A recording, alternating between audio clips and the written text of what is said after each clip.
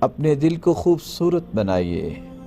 وَزَيَّنَهُ فِي قُلُوبِكُمْ، یہ ایمان اور ایمان کے ثمرات دل میں ہی سجائے جائیں گے۔ جس رب نے تمہارے دل میں ایمان کو سجانا ہے، اس دل کو خوبصورت بنائیے۔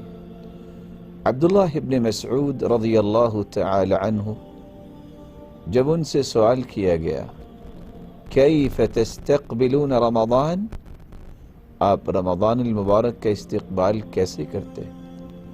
تو عبداللہ ابن مسعود رضی اللہ تعالی عنہ کہنے لگے ما كان احدنا يتجرأ على استقبال ہلال رمضان، کوئی شخص بھی رمضان المبارک کا استقبال کرنے کی جرت نہ کرتا اس حالت میں وفی قلبہ ذرۃ حقد علی اخیہ، اس کے دل میں ذرہ برابر بھی کسی مسلمان کے بارے میں حسد، بغض، عداوت اور عصبیت کی آگ نہیں بھڑکتی تھی۔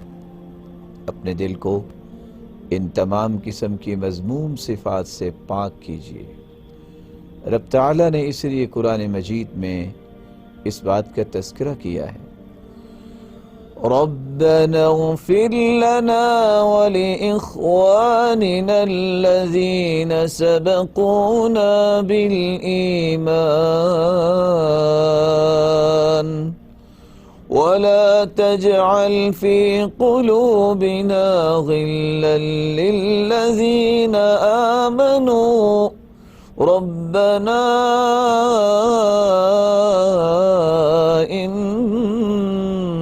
إنك رؤوف رحیم۔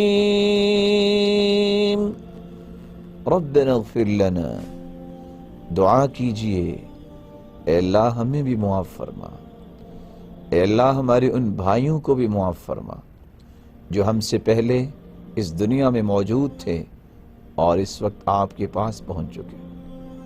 وَلَا تَجْعَلْ فِي قُلُوبِنَا غِلًّا لِلَّذِينَ آمَنُوا، ایمان والوں کے بارے میں اے اللہ ہمارے دل میں کوئی گرہ نہ ہو، کوئی حسد اور بغض اور کینہ اور عداوت نہ ہو۔